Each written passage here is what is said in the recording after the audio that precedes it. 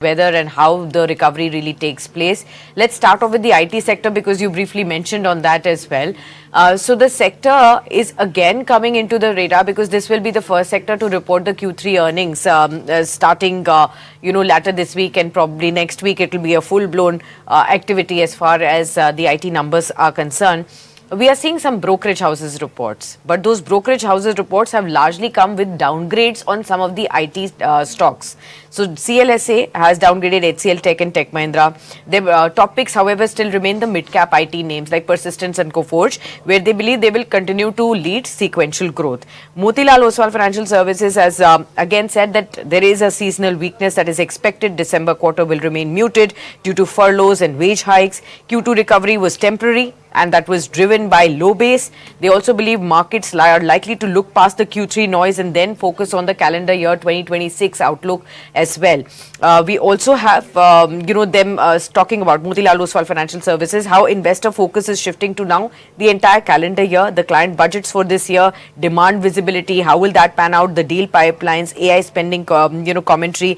That will all be important to watch out for. They also believe that the Q3 outlook is still subdued. The large cap IT names, there could be a quarter on quarters constant currency growth, which is seen anywhere between 0.3% to 2.3%. The mid cap IT, there's a wider range of anywhere between minus 2.5% to all the way up to plus 3.5%. That's what their expectation is. For overall universe, their expectation is that the revenue growth for IT sector could be about 7.5% of year-on-year growth. Overall universe, again, the EBIT growth they are penciling in at 7% again, and the PAT growth they are penciling in at 7.6% too. So, the demand environment, they believe, is cautious. Macro uncertainty, tariff risks which continue to persist. The clients are delaying their large transformation spends, and demand is described as steady at best till the budgets reset January 2026. This is what some of the brokerage houses reports have penciled in. So give us an understanding now, how do you read these reports and how does one really approach the IT sector at this point in time, given all these scenarios, sir? The first thing is there is definitely going to, there's already a sort of discussion in the client, companies, especially in the US, Western Europe, because most of the companies, the end clients, they are not growing and they are not seeing, they are a bit hesitant to take on transformation or transformative projects, right? Right now, a lot of focus is on investing in AI or AI-enabled systems. That's where I think the next round of enablement of growth is going to come from.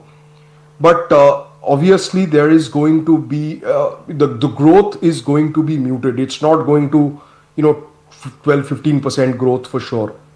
It's going to be 8-10% year-on-year growth for most of these large and mid-sized companies. The few which will probably be outliers will be companies which have very niche focus, which are focused on products or focused on the engineering side of software development. That is where I think a little bit more leeway in terms of growth is there. But overall, I think the growth is going to be muted. But having said that, the valuations, etc., are also fairly reasonable for most of these IT companies. And if one has a 2 to 3 year view, some of the larger mid cap or large cap IT companies may actually end up giving pretty decent results because the expectations from them are so low, the valuations are reasonable, and at some point in time during this calendar year, we will probably see some amount of growth coming back, which is going to be above 10%. So people with investors with longer horizons might want to keep a watch out for the commentary that we get from the managements. But overall, I think very near term, 1-2 quarters, it might still continue to be a struggle.